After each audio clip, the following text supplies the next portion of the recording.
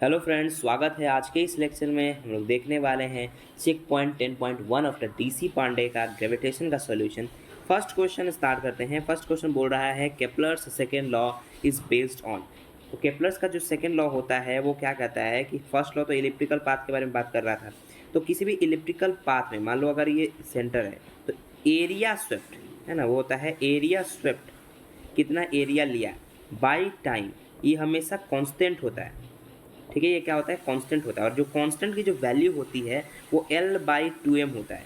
ठीक है, ठीक है। तो यहाँ पे जितना एरिया स्वेप्ट जो है इस पर्टिकुलर टाइम में करेगा, उसी पर्टिकुलर टाइम में मान लो T1 टाइम में A1 करा और T2 टाइम में A1 किया, तो एरिया स्वेप्ट पर टाइम जो होता है ये दोनों बटा में, इसके ऊपर बटा में, ये हमेशा क्या होगा, कांस्टेंट होगा किसी भी समय पर और किसी भी एरिया में।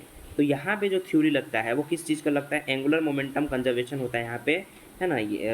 यहाँ पे कोई भी ऑब्जेक्ट है तो हमेशा जो है इसका एंगुलर मोमेंटम सेंटर की ओर देखें तो अपवर्ड होगा, हमेशा जो है एंगुलर मोमेंटम जो है इसका कांस्टेंट होता है। इस वजह से केप्लर्स लॉ जो है कंजर्वेशन ऑफ एंगुलर मोमेंटम को फॉलो करता है।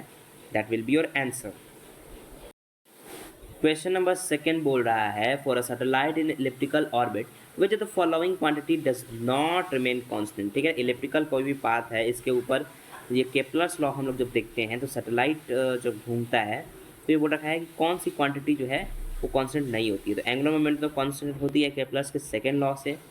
मोमेंटम जो होता है वो कांस्टेंट नहीं होता है। मोमेंटम का जो वेलोसिटी जो होता है, मास इंटू वेलोसिटी मोमेंटम में होता है, और वेलोसिटी का मैग्नीट्यूड एंड डायरेक्शन दोनों जो है वो चेंज होते हैं। मैग्नीट्यूड भी चेंज हो रहा है और डायरेक्शन भी चेंज होते रहता है। इस वजह से जो इसका आंसर चला जाएगा वो चला जाएगा B, that will be your answer. और एक बात और है कि जो सैटेलाइट होता है ना, सैटेलाइट, इस पर केपलर्स का लॉ वैलिड नहीं होता है ना। ये केपलर्स का लॉ जो है वो प्लैनेट के लिए वैलिड हो सकता है लेकिन ये सैटेलाइट के लिए वैलिड नहीं होता है। इस वजह से सैटेलाइट में भी अगर हम बात करें, अगर वो गोल में घूम रहा है तो उसकी जो वेलोसिटी है वो उसका हमेशा डायरेक्शन चेंज होते रहेगा। इस वजह से इसका मोमेंटम चेंज हो जाएगा। इस वजह से जो इसका आंसर हो जाएगा वो सेकेंड हो जाएगा। क्वेश्चन नंबर थर्ड बोल रहा है प्लैनेट मूव्स अराउंड द सन। मान लो कोई एक सन हो गया, ये सन हो गया, उसके अराउंड ये प्लैनेट है और ये घूम रहा है, प्लैनेट घूम रहा है, आगे जा रहा है।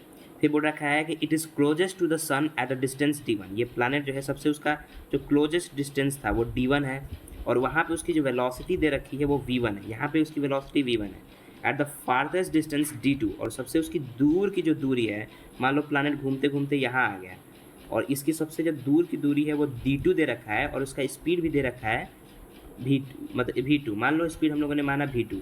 तो वही बताना है कि सबसे दूर की डिस्टेंस जो d2 दे रखा है वहाँ पे इस प्लैनेट का स्पीड क्या होगा। तो हम लोग जानते हैं केप्लर्स का सेकेंड लॉ, केप्लर्स के सेकेंड लॉ से जानते हैं कि एरिया स्वेप्ट बाई टाइम जो होता है वो क्या होता है, कांस्टेंट होता है, और उस कांस्टेंट की वैल्यू जो होती है वो हाफ आर वी होता है, मतलब ये डिस्टेंस इंटू वेलोसिटी का जो मल्टीप्लिकेशन।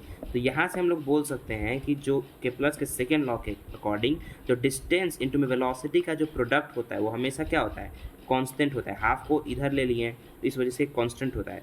तो यही फॉर्मूला हम लोग यहाँ पे अप्लाई कर देंगे। इस वजह से हम लोग यहाँ पे बोल सकते हैं कि d1 v1 is equals to d2 v2। इस वजह से जो स्पीड होगा वो क्या हो जाएगा, d1 v1 बाई d2। इस वजह से जो आंसर चला जाएगा वो सी चला जाएगा। That will be your answer. Question number 4 बोल रहा है Kepler's law state that square of the time period of any planet moving around the sun in an elliptical orbit of a semi major axis is directly proportional to. यहाँ पे question में थोड़ा सा confuse करा है semi major axis को देखे। Kepler's का जो second law, third law sorry बोलता है, वो कहता है कि टाइम का स्क्वायर डायरेक्टली प्रोपोर्शनल होगा रेडियस के क्यू के। यहाँ पे आपको भड़काया है सेमी मेजर एक्सिस करके, उससे कोई मतलब नहीं है। ये प्लैनेट के लिए वैलिड होता है और हमेशा टाइम का जो स्क्वायर होता है उसके रेडियस के क्यूब के बराबर ही होता है। इस वजह से चौथा का जो आंसर चला जाएगा वो सी चला जाएगा। That will be your answer. Question number 5 बोल रहा है the distance of the two planet from the sun are 10⁻30 metre and 10⁻12 metre respectively. The ratio of the period of the planet is. तो यहाँ पे जो है प्लैनेट के लिए है, तो इस वजह से हम लोग यहाँ पे कौन सा लॉ लगाएंगे, केप्लर लॉ लगाएंगे, और केप्लर का थर्ड लॉ लगाएंगे कि अगर वो टाइम से रिलेटेड है तो केप्लर्स का जो थर्ड लॉ बोलता है वो बोलता है कि टाइम का जो स्क्वायर होगा वो डायरेक्टली प्रोपोर्शनल होगा रेडियस के क्यूब के, ये होता है। और इसी फॉर्मूला के बेस पे हम लोग इस क्वेश्चन को सॉल्व करने वाले हैं। तो यहाँ पे हम लोग क्या कर लेंगे, रेशियो ले लेंगे अगर टाइम का स्क्वायर डायरेक्टली प्रोपोर्शनल है रेडियस के क्यूब के, तो हम लोग कह सकते हैं कि T1/T2 का जो स्क्वायर होगा वो बराबर हो जाएगा R1/R2 के क्यूब के। ये हम लोग बोल सकते हैं यहाँ पे। और ये दे रखा है, डिस्टेंस दे रखा है of the two planet sun से 10⁻30 मीटर एंड 10⁻12 मीटर रिस्पेक्टिवली। तो यहाँ पे हम लोग क्या करेंगे, इसको टाइम पीरियड का रेशियो निकालना है, तो टाइम पीरियड का रेशियो निकालेंगे यहाँ पे। तो यहाँ पे जो टाइम 1/टाइम 2 का स्क्वायर होगा, यहाँ पे 10 फर्स्ट जो टाइम डिस्टेंस दे रखा है वो दे रखा है 10⁻13 और सेकेंड जो है 10⁻12 दे रखा है, इसका क्यूब हो जाएगा। तो यहाँ से ये कट गया तो ये 10 का क्यूब हो गया, तो T1/T2 का स्क्वायर है 10 का क्यूब हो गया। अब इसको ये 2 को इस दोनों की ओर 1/2 से डिवाइड कर देते हैं, ये कट के 1 हो गया। तो ये जो टाइम का जो रेशियो हो गया T1/T2 वो कितना होगा 10 के पावर में 3/2। तो आंसर चला जाएगा, अच्छा इसको सॉल्व करना पड़ेगा प्रॉपर। तो T1/T2 को यहाँ पे सॉल्व करते हैं, 10 का क्यूब का रूट, तो इसको हम लोग ऐसे बोल सकते हैं 10 का क्यूब का रूट, एंड इसको जो आंसर हो जाएगा वो 10√10 हो जाएगा सॉल्व करने के बाद। तो जो इसका आंसर चला जाएगा 5वां का वो D चला जाएगा। आई होप आपको समझ में आया होगा, कैलकुलेशन बहुत आसान था, इस वजह से मैंने जल्दी जल्दी कर दिया है। क्वेश्चन नंबर 6 बोल रहा है the period of revolution of the planet A around the sun is 8 times that of the B, यानी कि 2 प्लैनेट हैं जो सन के अराउंड रिवॉल्व कर रहे हैं, planet A and planet B. तो जो टाइम पीरियड है प्लैनेट ए का वो बोल रखा है कि 8 टाइम्स, टाइम्स माने मल्टीप्लाई बाई इंटू में टाइम्स बी। तो ये बोल रखा है कि टाइम जो है ए का है वो 8 गुना है time of period of revolution of B के। तो बोल रखा है कि अगर डिस्टेंस ऑफ ए कितना गुना होगा, मान लो x मान लो, तो x गुना होगा डिस्टेंस ऑफ b के। ये हमको x की वैल्यू यहाँ पे निकालनी है, यानी कि टाइम का रिलेशन दे रखा है, हमको डिस्टेंस का रिलेशन पता करना है। तो ये जो क्वेश्चन है वो सीधे सीधे केप्लस के थर्ड लॉ पे बेस्ड है, और केप्लस का जो थर्ड नियम कहता है यानी थर्ड लॉ कहता है वो कहता है कि टाइम का स्क्वायर डायरेक्टली प्रोपोर्शनल होगा रेडियस के क्यूब के। तो इसी प्रोपोर्शन को हम लोग क्या कर लेंगे, हम लोग इसको रेशियो वाइज तोड़ लेंगे। हम लोग यहाँ पे बोल सकते हैं कि T1/T2 का जो रेशियो होगा यानी उसका जो स्क्वायर होगा वो R1/R2 के क्यूब के बराबर हो जाएगा। तो इसी रिलेशन का हम लोग यूज़ करेंगे। और हमको कंडीशन क्या दे रखा है, तो कंडीशन दे रखा है कि टाइम पीरियड ऑफ ए जो है वो 8 टाइम्स होगा टाइम पीरियड ऑफ बी के। इसका मतलब यहाँ पे हम लोग यहाँ पे बोल सकते हैं कि जो टाइम ए और टाइम बी का जो रेशियो है वो कितना हो जाएगा, वो 8:1 यानी 8 हो जाएगा। तो this is the one aspect we have, जिसको हम लोग ऊपर रख देते हैं। और हम लोग जो रेशियो बनाए थे, रेशियो था T1/T2 का स्क्वायर बराबर R1/R2 का क्यूब। इसको सॉल्व करते हैं तो टाइम का जो रेशियो दे रखा है वो 8 दे रखा है। तो जो 8 का स्क्वायर होगा वो है ना, R1/R2 को हम लोग T1/T2 भी बोल सकते हैं, या R1/R2 ही कर सकते हैं। तो R1/R2 क्यूब है, तो 1/3 से इधर भी मल्टीप्लाई कर दो, 1/3 से इधर भी मल्टीप्लाई कर दो, ये 3 से 3 कट जाएगा। तो ये रेडियस का रेशियो आ गया, ठीक है। ऊपर करो, R1 को हम लोगों ने मान लो R1 लिखो या RA लिखो, तो A लिख दिया और इसको RB लिख दिया। और ये कितना है 8 के पावर में 2/3। तो ये इसका अगर हम लोग बात करें तो ये R1 RA जो है वो हो जाएगा 8 के पावर, 8 का स्क्वायर 8 का 64, और 64 का जो क्यूब हो जाएगा वो कितना हो जाएगा 4 हो जाएगा। तो 4 टाइम्स रेडियस ऑफ बी। तो ये हमारा आंसर होगा, जो उसका डिस्टेंस होगा वो 4 टाइम्स बी के होगा। तो इस वजह से जो इसका आंसर चला जाएगा वो B answer, that will be your question का आंसर। ओके, क्वेश्चन नंबर 7 बोल रहा है the ratio of mean distances of the 3 planet from the sun are इतना इतना इतना। तो square of the time period are in the ratio, ठीक है। कोई भी सन हो, मान लो सन के अराउंड अलग अलग जो है प्लैनेट जो है 3 मूव कर रहे थे, और उन दोनों का जो डिस्टेंस है D1 D2 मान लो जो भी है वो कुछ दे रखा है रेशियो में। तो वो बोल रखा है कि टाइम का स्क्वायर का रेशियो क्या होने वाला है, ठीक है। तो हमको क्या बताना है भाई, T1 रेशियो में T2 का स्क्वायर रेशियो में T3 का स्क्वायर, सॉरी क्यूब नहीं स्क्वायर बताना है। तो हमको टाइम का रेशियो बताना है, तो यहाँ पे हम लोग यूज़ करने वाले हैं केप्लस का थर्ड लॉ। और केप्लस का जो थर्ड लॉ बोलता है वो बोलता है कि टाइम का जो स्क्वायर होगा वो रेडियस के क्यूब के बराबर होगा, ठीक है। ये बोलता है अगर हमको टाइम का स्क्वायर का रेशियो निकालना है, तो अगर हम लोग रेडियस के क्यूब का ही रेशियो निकाल दें तो वो इक्विवेलेंट हो जाएगा किसके, टाइम के स्क्वायर के रेशियो। जो भाई रेडियस टाइम का स्क्वायर जब रेडियस के क्यूब के बराबर है तो रेडियस के क्यूब का रेशियो टाइम का स्क्वायर का रेशियो हो जाएगा, है कि नहीं। तो यही वाला कॉन्सेप्ट हम लोग यूज़ करने वाले हैं। तो जो रेडियस का रेशियो मान लो D1, जो डिस्टेंसेस का रेशियो D1 रेशियो में D2 रेशियो में D3 जो दे रखा है वो है 0.5 रेशियो 1 रेशियो 1.5। अब इसका हम लोग स्क्वायर कर देते हैं तो इसका स्क्वायर का रेशियो हो जाएगा।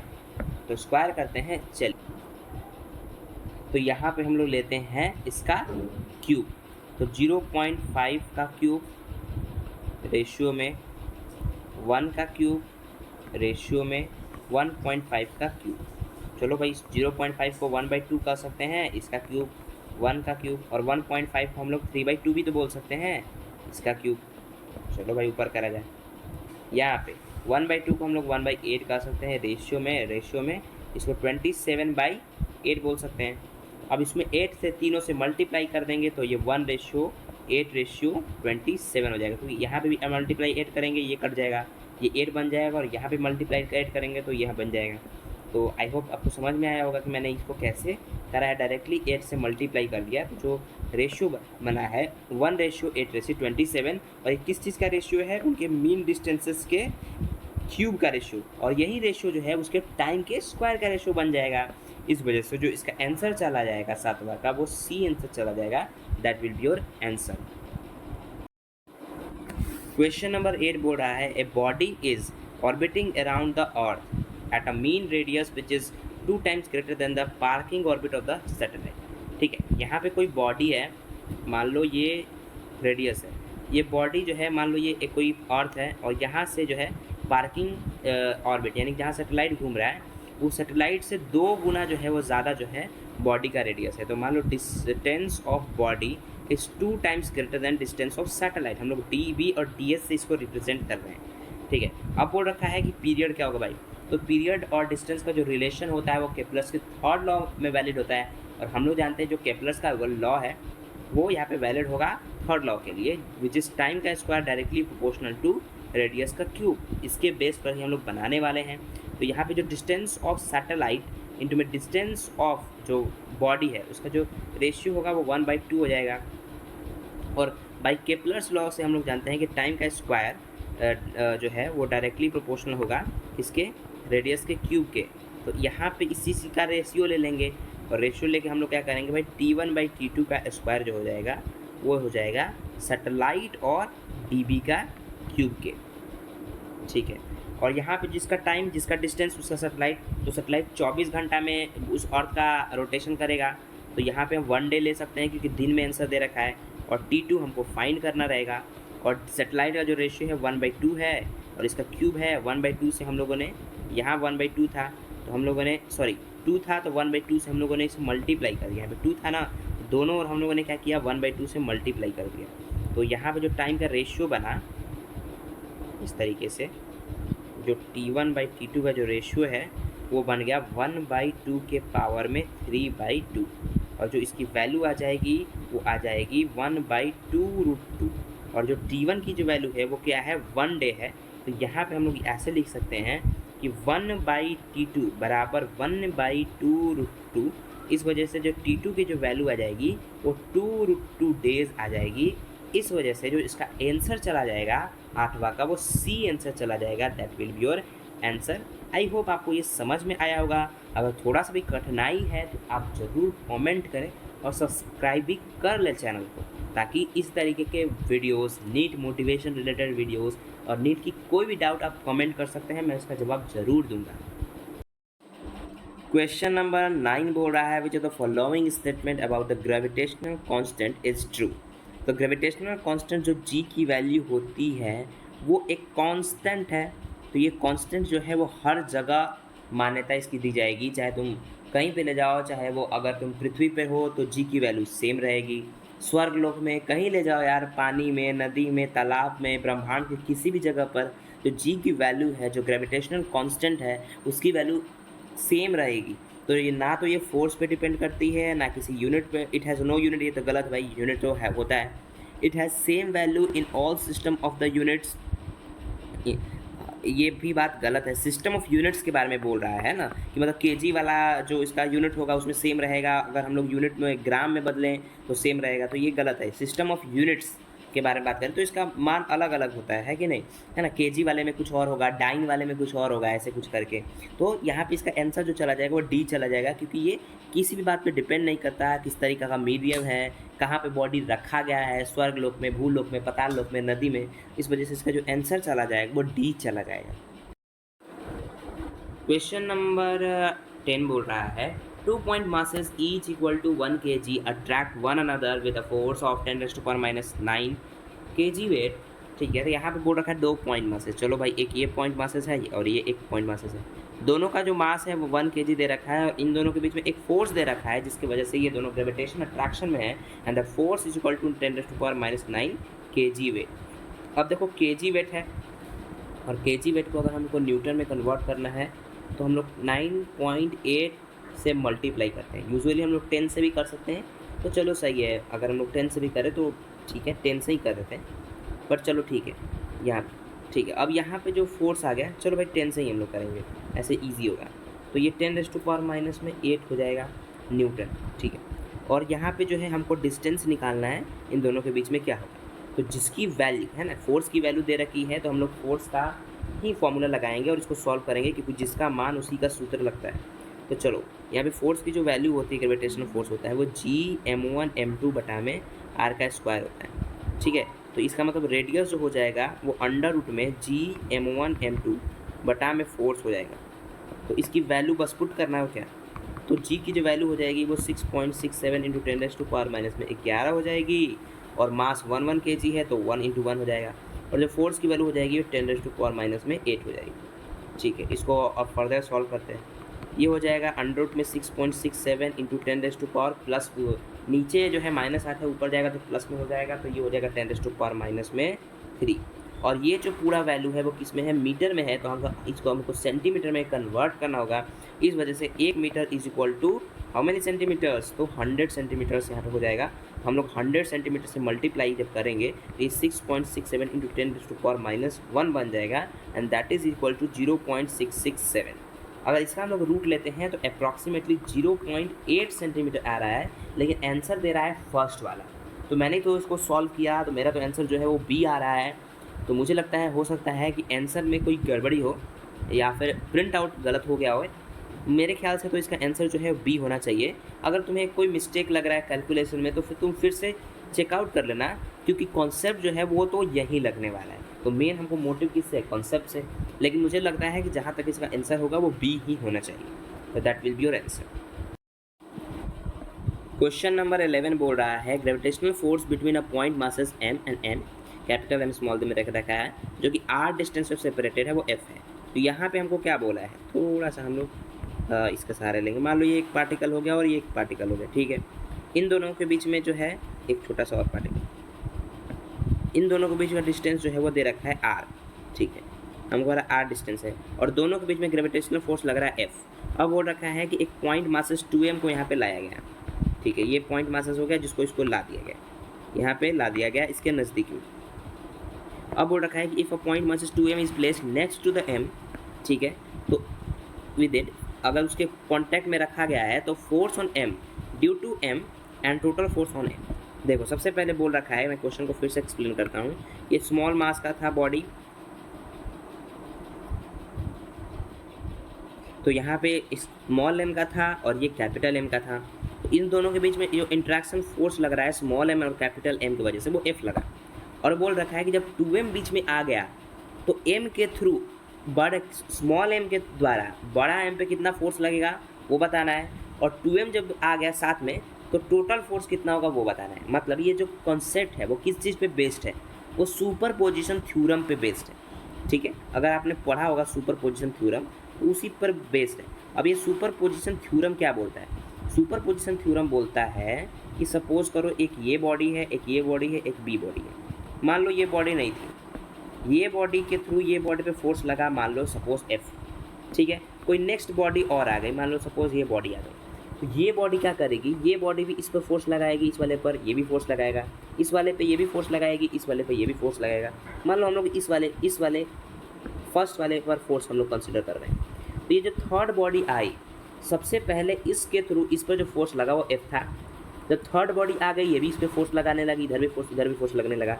लेकिन अगर हम लोग पूछें कि जो फर्स्ट वाला बॉडी था, सपोज करो ये फर्स्ट बॉडी है और ये सेकेंड वाला बॉडी था, क्या थर्ड वाले बॉडी आ जाने की वजह से इन दोनों के बीच में जो प्यार था, यानी इन दोनों के वजह से जो फोर्स था दैट इज़ F, वो चेंज होगा क्या? वो चेंज नहीं होगा। इसी को कहते हैं सुपरपोजिशन थ्योरम। लेकिन अगर हम लोग बोल दें जब ये तीनों बीच में आ गए तो एक कहीं ना पहला का जो कहीं ना कहीं प्यार है वो बढ़ रहा है, किसके साथ? थर्ड वाले के साथ। लेकिन ऐसा नहीं बोल सकते हैं कि सेकेंड वाले से उसका प्यार कम हुआ, बटा है लेकिन कम नहीं हुआ है। तो इस वजह से जो नेट प्यार का अमाउंट होगा वो कहीं ना कहीं बढ़ जाएगा। तो इस वजह से जो फोर्स है वो कहीं ना कहीं फर्स्ट वाले के लिए क्या हो गया? चेंज हो गया, क्योंकि यहाँ पे दो कंपोनेंट बन रहे हैं ना, इधर भी और इधर भी। इसके वजह से फर्स्ट वाले की वजह से सेकेंड वाले पे फोर्स सेम रहेगा, लेकिन जो टोटल फोर्स होगा फर्स्ट वाले पर वो चेंज हो जाएगा कहीं इस तरीके से। तो वही वाला चीज़ जो है इसमें दे रखा है कि स्मॉल m की वजह से जो कैपिटल M पे जो फोर्स होगा वो तो चेंज नहीं होगा, वो तो F का F ही रह जाएगा। तो आंसर में ये भी नहीं होगा और आंसर में तो ये तीनों में से आंसर होगा। तो फोर्स पहला तो आंसर हो गया F, लेकिन जो टोटल फोर्स निकालना हो तो इन दोनों की वजह से कितना अट्रैक्शन इस पर लगा वो हम लोग को पता लगाना पड़ेगा। तो इनिशियली जो फोर्स लगता था वो कितना लगता था भाई? G small m capital M by R का स्क्वायर। लेकिन जो बाद में फोर्स टोटल फोर्स लगेगा वो क्या लगेगा? इसके वजह से इस पर फोर्स यानी कि G स्मॉल m, इसको प्रॉपर में सॉल्व करता हूँ। टोटल फोर्स तो हमको टोटल फोर्स जोड़ना पड़ेगा, तो फोर्स लग जाएगा क्या?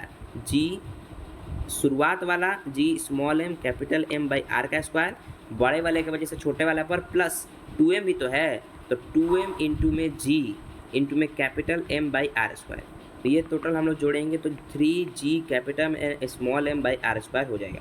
और ये इतना जो वैल्यू था वो किस चीज़ को रिप्रेजेंट कर रहा था? F को रिप्रेजेंट कर रहा था। तो यहाँ पे जो फोर्स की वैल्यू हो जाएगी वो 3 इंटू में F हो जाएगी। तो यहाँ पे जो आंसर चला जाएगा वो 11 का आंसर C चला जाएगा। आई होप आपको समझ में आया होगा, क्योंकि ये जो कॉन्सेप्ट है वो सुपर पोजिशन थ्योरम पे बेस्ड है। क्योंकि स्मॉल m की वजह से कैपिटल M पे फोर्स जो है वो क्या हो जाएगा? नॉर्मल, उस तीसरे आने से कोई फ़र्क नहीं पड़ेगा, वो F ही रहेगा। लेकिन उस पर टोटल फोर्स यानी 2m का फोर्स भी और m का फोर्स भी वो चेंज हो जाएगा। दैट इज़ मैंने सॉल्व किया और आपको समझ में आया होगा। क्वेश्चन नंबर 12 बोल रहा है the distance of the centre of the moon and the earth is d। ठीक है, यहाँ पे अब हम यहाँ पे एक मान लेते हैं, ये हो गया मून और ये हो गया अर्थ। ठीक है, अब बोल रखा है कि 1 मिनट थोड़ा सा क्वेश्चन।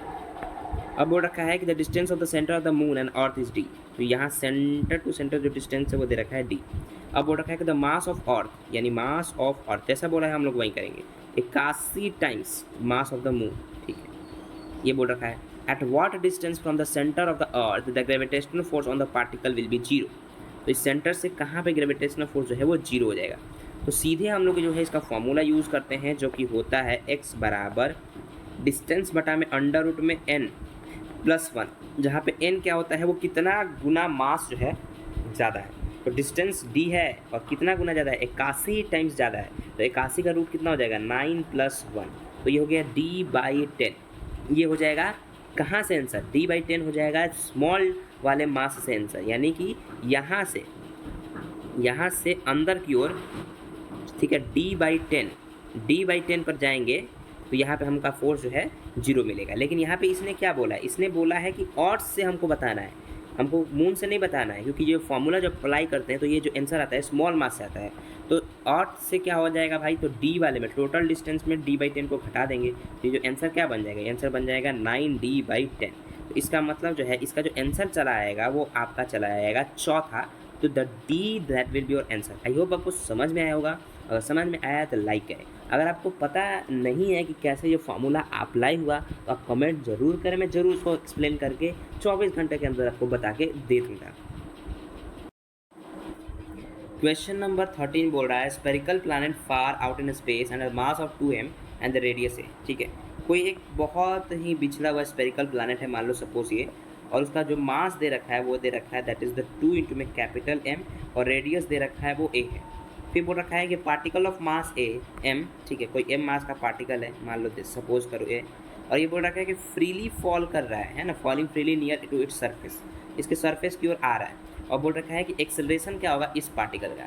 ठीक है, हम लोग जानते हैं किसी भी प्लैनेट के लिए जो एक्सेलरेशन होता है, अगर मान लो इस बड़े वाले प्लैनेट का हमको एक्सेलरेशन पता करना है, यानी कि एक्सेलरेशन यानी तो क्या, ग्रेविटी पता करनी है, यानी छोटे वाले पार्टिकल के लिए इस पर ग्रेविटी पता करेंगे, तो जो इसके लिए ग्रेविटी होगी वो छोटे वाले मास पे डिपेंड नहीं करेगी, है ना। कोई भी पार्टिकल जो है बड़े वाले मास पे गिर रहा है, उस बात का डिपेंडेंसी छोटे वाले मास नहीं करेगा। तो किसी के लिए ग्रेविटी की जो वैल्यू होती है वो gm/r² होती है, ठीक है।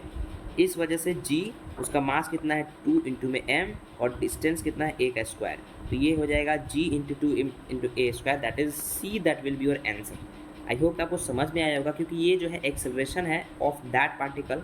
तो किसी भी पर्टिकुलर पार्टिकल्स जो किसी प्लैनेट के अधीन गिर रहा है, उसका जो एक्सेलरेशन होगा उसके मास पे डिपेंड नहीं करता है, जिस प्लैनेट पे वो गिर रहा है उस प्लैनेट पर ही डिपेंड करता है, और उसकी वैल्यू जो है gm/r² होती है।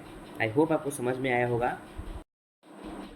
क्वेश्चन नंबर 14 बोल रहा है 2 balls each of radius r having equal mass and density are placed in contact, the force of gravitation between them is proportional to। ठीक है, यहाँ पे दो मैंने बॉल्स बना रखे हैं जिसका रेडियस r है मान लो, और दोनों को कॉन्टैक्ट में रखा गया है, तो फोर्स ऑफ ग्रेविटेशन इन दोनों के बीच में क्या होगा, यानी किसके प्रोपोर्शनल होगा। जब भी कभी भी रिलेशन देता है ना कि फोर्स किसके प्रोपोर्शनल या कोई भी क्वांटिटी किसके प्रोपोर्शनल होता है, तो जब हम उसका फॉर्मूला अप्लाई करते हैं तो उसको पूरा खोल देना चाहिए। यानी कि यहाँ पे जो देख रहे हो कि जो फोर्स है वो किसके टर्म में ये पूछ रहा है, ये पूछ रहा है रेडियस के टर्म में उसका प्रोपोर्शनल। यानी कि फोर्स में हम लोग क्या करना है कि फोर्स जिस चीज़ के डायरेक्टली प्रोपोर्शनल है, मतलब जो फोर्स होता है क्या होता है gm1m2/r² होता है। तो हमको क्या करना है ना, यहाँ पे ये फोर्स जो है ना, जितना इस क्वांटिटी इसमें है, जिस जो फोर्स पे डिपेंड, मतलब जहाँ पे अगर हम लोग जी को देखें तो जी क्या रेडियस पे डिपेंड करता है, नहीं, तो इसको छोड़ देना है। मास रेडियस पे डिपेंड करता है, दोनों रेडियस पे डिपेंड करता है, मतलब मास का किसी ना किसी क्वांटिटी में रेडियस आता है, तो हमको कहीं ना कहीं मास को क्या करना पड़ेगा, खोलना पड़ेगा, तभी जाके इसका आंसर सॉल्व हो पाएगा। तो चलो भाई खोलते हैं, मतलब देखो मैं समझाता हूँ, तुम समझ जाओ। यानी फोर्स क्या होगा, अगर दोनों कॉन्टैक्ट में है तो भाई रेडियस आ रहा है, तो जी मान लो दोनों का मास जो है था mm था, तो gm1 m2 बटा में, अब ये एक छोटा सा ये छोटा सा, तो ये r और ये r, तो दोनों क्या हो जाएगा 2r हो जाएगा, दोनों के centre to centre distance 2r का स्क्वायर हो जाएगा। ठीक है, अब ऊपर करो भाई, तो यहाँ पे जो मास होगा वो m² हो जाएगा, ठीक है। और हम लोग जानते हैं कि डेंसिटी जो होता है वो होता है मास पर यूनिट वॉल्यूम। अब हम लोग डेंसिटी का टर्म क्यों निकाल रहे हैं भाई, डेंसिटी का टर्म इस वजह से निकाल रहे हैं क्योंकि अगर हम लोग मास के जगह पर डेंसिटी इंटू में वॉल्यूम रखते हैं तो वॉल्यूम में आता है रेडियस, क्योंकि स्पेयर का रेडियस का जो वॉल्यूम होता है वो 4/3πr³ होता है। तो कहीं ना कहीं मास डिपेंड है वॉल्यूम पे, वॉल्यूम डिपेंड है रेडियस पे। और आंसर में हमको लाने क्या बोला है, रेडियस पे निर्भरता लाने की बोला है, किसके एवज में, फोर्स के एवज में। इस वजह से यहाँ पे जो है मास को स्क्वायर लिखेंगे और मास को हम लोग लिखेंगे जैसे gm²/4r² हो जाएगा। और यहाँ पे हम लोग फोर्स इक्वल टू मास को हम लोग क्या लिखेंगे, डेंसिटी इंटू में वॉल्यूम का स्क्वायर, ठीक है। तो डेंसिटी इंटू में वॉल्यूम का स्क्वायर, और वॉल्यूम होता है मतलब डेंसिटी इंटू में वॉल्यूम होता है 4/3πr³ और इसका स्क्वायर मार दो, ठीक है, और 4r², ठीक है, ये बोल सकते हैं। तो यहाँ पे ऊपर में देख सकते हो, बाकी सब हटाओ, हमको रेडियस पर निर्भरता रखना है। तो ये हो जाएगा r, यहाँ पे ये देख रहे हो 3 दूना के 6 और r का स्क्वायर नीचे में, तो यहाँ से ये कट जाएगा, तो ये बच गया 4। तो यहाँ पे जो फोर्स का निर्भरता आ रहा है वो डायरेक्टली किसके प्रोपोर्शनल आ रहा है, रेडियस के चौथाई हिस्से के प्रोपोर्शनल आ रहा है। तो इस वजह से हम लोग यहाँ पे कह सकते हैं जो फोर्स की जो वैल्यू हुई वो किसके प्रोपोर्शनल है, रेडियस के पावर में 4। तो इसका आंसर जो है सी चला जाएगा। जब भी इस तरीके का आंसर क्वेश्चन आता है और ऑप्शन में रहता है तो ऑप्शन के देखते हुए हमको पूरा उस क्वेश्चन को खोल देना है, ठीक है। तो ये क्वेश्चन ईजी था। क्वेश्चन नंबर 15 बोल रहा है if the distance between the sun and the earth is increased by 3 times then the attraction between them will be. अच्छा, क्या हो जाएगा, तो सबसे पहले जो फोर्स लग रहा होगा वो G mass of earth and mass of sun by उन दोनों के डिस्टेंस का स्क्वायर, ये पहले फोर्स लग रहा था। लेकिन अब बोल रखा है कि उन दोनों की दूरी को इंक्रीज कर दिया गया है 3 टाइम्स, तो हम लोग f' ले लेते हैं। तो G mass of earth into mass of sun by 3 गुना, तो 3r का स्क्वायर, ठीक है ना, क्योंकि उनके जो डिस्टेंस है उसको 3 गुना बढ़ा दिया गया। तो ये जो वैल्यू हो जाएगी वो क्या, 3 का स्क्वायर 9r का स्क्वायर हो जाएगा, ठीक है। अब बोल रहा है कि कितना जो है अट्रैक्शन उन दोनों के बीच में होगा। अब देखो ये बात तो तय है कि जो फोर्स है वो इन्वर्सली प्रोपोर्शनल होता है आर के स्क्वायर के। तो ये बात तो तय है कि अगर रेडियस बढ़ता है तो फोर्स कहीं ना कहीं घटेगा। तो हम लोग अगर आंसर को छांटना हो तो ये भी कह सकते हैं कि रिमेन कांस्टेंट तो होगा नहीं, यानी ए वाला ऑप्शन तो होगा नहीं, ना ही सी वाला ऑप्शन होगा। ऑप्शन होगा या तो फिर ये या तो फिर ये। अब इन दोनों में से चूज़ करना है। अब चलो भाई हम लोग इसको देखते हैं। तो यहाँ पे हम लोग जो है इस पूरे सिनेरियो को, जैसे यहाँ पे जी, यहाँ पे ये जो वैल्यू है G mass of earth into mass of this, तो ये पूरा का वैल्यू एफ है ना, है ना। तो एफ डैश को हम लोग लिख सकते हैं एफ बाई 9, ये तो लिख सकते हैं, ठीक है। अब इसको क्या करते हैं, इस वैल्यू को इधर डालते हैं, दैट इज़ 9 इधर आ गया, सॉरी इस वैल्यू को हम लोग को डिक्रीज दिखाना है। तो एफ डैश बाई एफ बराबर 1/9 ये हो जाएगा। -1 दोनों तरफ हम लोग मल्टीप्लाई कर देते हैं क्योंकि हमको एक तरीके से परसेंटेज दिखाना है। तो एफ डैश बाई एफ -1 इधर भी हो गया इंटू में 100, और 1/9 -1 इंटू में 100, 100 को मतलब प्रतिशत हो गया एक तरीके से। तो यहाँ पे आ जाएगा -8/9 इंटू में 100। माइनस किस चीज़ को रिप्रेजेंट कर रहा है, डिक्रीज को रिप्रेजेंट कर रहा है। तो चलो भाई इसको सॉल्व करते हैं। तो 8/9 इंटू में 100 अगर हम लोग सॉल्व करते हैं 800, तो ये लगभग आ जाता है आपके लिए, तो 9×8 = 81, 9×8 = 72 होता है। तो ये लगभग 880-88 के अप्रॉक्सीमेटली आने वाला है। तो ये इसका जो आंसर चला जाएगा, दैट विल आंसर जो है वो 15 का डी चला जाएगा।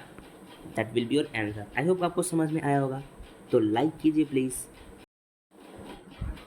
Last question of the check point 10.1, 16 number question बोल रहा है 3 equal masses of 2 kg each are placed at vertices of an equilateral triangle, and a mass of 4 kg is placed at the centroid of the triangle which is at a distance of √2 from each of the vertices of the triangle. A force acting on the mass of the 4 kg is, ठीक है। यहाँ पे बोल रखा है कि एक triangle है जिसको हम ट्रायंगल को ड्रॉ कर लेते हैं, विच इज़ इक्विलेटरल ट्रायंगल, ठीक है। इस इक्विलेटरल ट्रायंगल में बोल रखा है कि इसके वर्टेक्स पर जो है, यहाँ पे हम लोग इसको ले लेते हैं, इसके वर्टेक्स पर यहाँ पर एंड यहाँ पर, ठीक है। इस तरीके से 3 पार्टिकल इसके वर्टेक्स पर है, और यहाँ पे सेंटर में भी एक सेंट्रॉयड पर एक छोटा सा मास रखा गया है। यहाँ से जो डिस्टेंस है वो √2 बताया जा रहा है, √2 मीटर बताया जा रहा है। अब बोल रखा है कि इन तीनों की वजह से जो सेंट्रॉयड में फोर्स लगा वो कितना लगेगा। तो कितना लग सकता है, आपको क्या लगता है? ये इधर फोर्स अट्रैक्ट करेगा, इधर भी अट्रैक्ट करेगा, ये इसको इधर अट्रैक्ट करेगा, ये इधर अट्रैक्ट करेगा, ये इसको अट्रैक्ट करेगा और ये इधर अट्रैक्ट करेगा। तो जो सेंटर पे जो फोर्स का जो कंपोनेंट बना वो ऊपर, इधर एंड इधर बन रहा है, ठीक है। और ये एक दूसरे के कितने हैं, 120 डिग्री पर है, ठीक है। और 120 डिग्री पर जो दोनों फोर्स को ऐड करेंगे तो ये सारा फोर्स इक्वल है ना। ये भी सेम मास का, ये भी कुछ पर्टिकुलर मास का, तो ये सेम मास का है। इस वजह से जो वेक्टर का कंपोनेंट हो जाएगा एक दूसरे से क्या हो जाएगा, कट कर जाएगा। तो जो इसका आंसर चला जाएगा वो क्या चला जाएगा, 16 का डी आंसर चला जाएगा। That will be your answer. Subscribe to my YouTube channel and press the bell icon which is present here.